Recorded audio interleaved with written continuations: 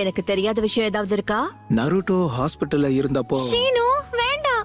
அடிப்பட்டு நருட்டோ கட்டு போட்டிருந்தத பார்த்ததும் ஹினாட்டா அவளுக்கே தெரியாம வேண்டாம், நிறுத்தன்னு சொல்றேன்ல. நான் அப்படி ஆக மாட்டேன். ஒரு வழியா உங்களை கண்டுபிடிச்சிட்டேன். சுனாடே பாட்டி, என்கிட்ட இருந்து நீங்க தப்பிக்கவே முடியாது. இருள் போசிய நெடுஞ்சாலையில் ஒளி போல் சிரிப்பார். விரல் விரல் சூடிய நட்பு